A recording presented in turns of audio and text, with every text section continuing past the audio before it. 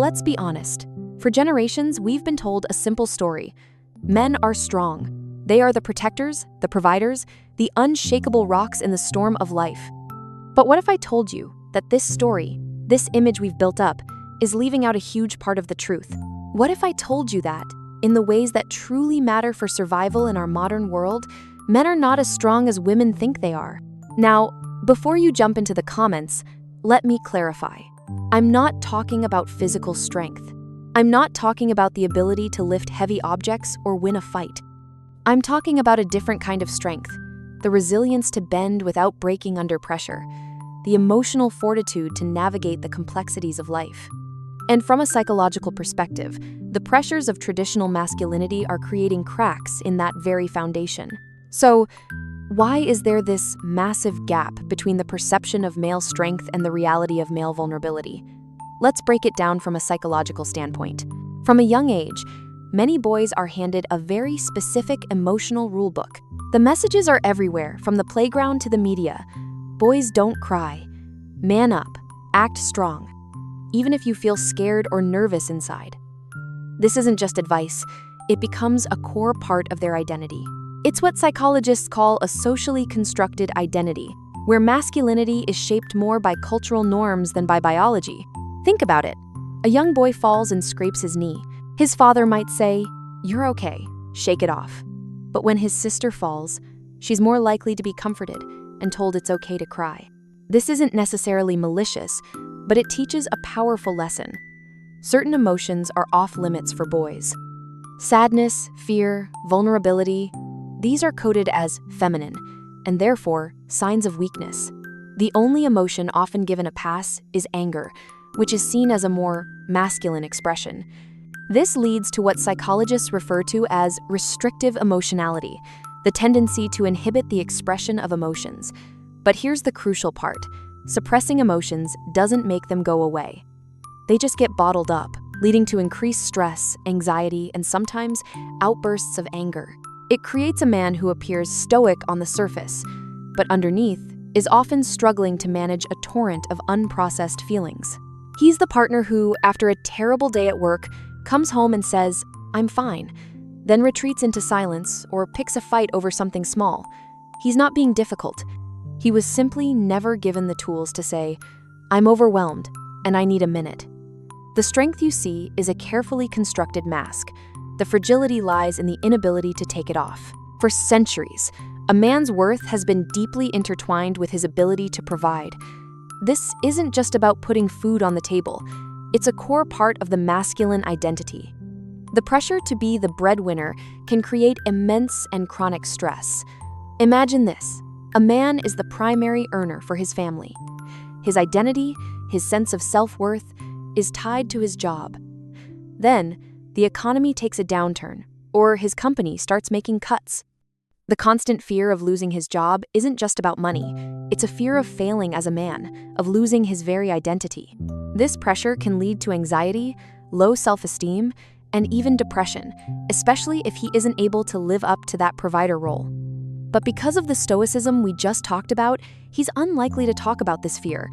He won't tell his partner he's terrified of being laid off. He'll carry that weight alone, because admitting that fear would feel like admitting weakness. He believes his role is to absorb the pressure, not to show it. He wants you to see the provider, not the person who is struggling to provide. This creates a dangerous paradox. The very role that is supposed to signify his strength, the provider, becomes the source of his greatest psychological vulnerability. Perhaps the most significant factor is the deep-seated fear of vulnerability. Researcher and author Brené Brown has spoken extensively about how vulnerability is often seen as a weakness, but in reality, it's our greatest measure of courage. For many men, however, this is a terrifying concept. From a young age, boys learn to operate within what's been termed the man box. This box contains a rigid set of rules for what a real man is. He's in control. He's fearless, he's strong, and he's definitely not emotional. Stepping outside of that box risks judgment and ridicule from other men. Think about a group of male friends. If one of them started openly talking about his insecurities, his fears, or how much he was struggling emotionally, how would the others react? In many circles, he'd be met with awkward silence, a quick change of subject, or even jokes. He's learned that connection with other men is often built on shared activities, not shared feelings.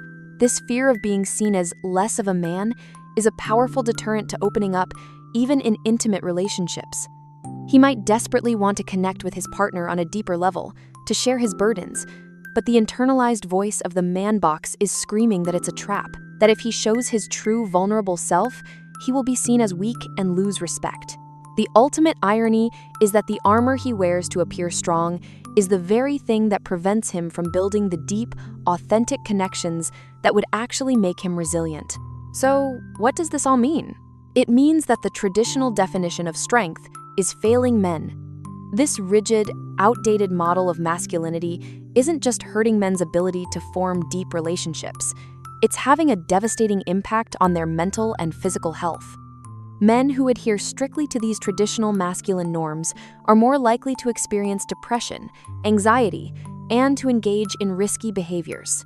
The strength we should be celebrating is not the strength of a wall that never cracks, but the strength of a tree that can bend in the wind without breaking.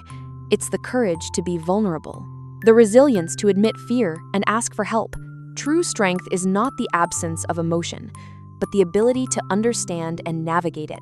It's about having the courage to step outside the man box and define masculinity in a way that is authentic and whole.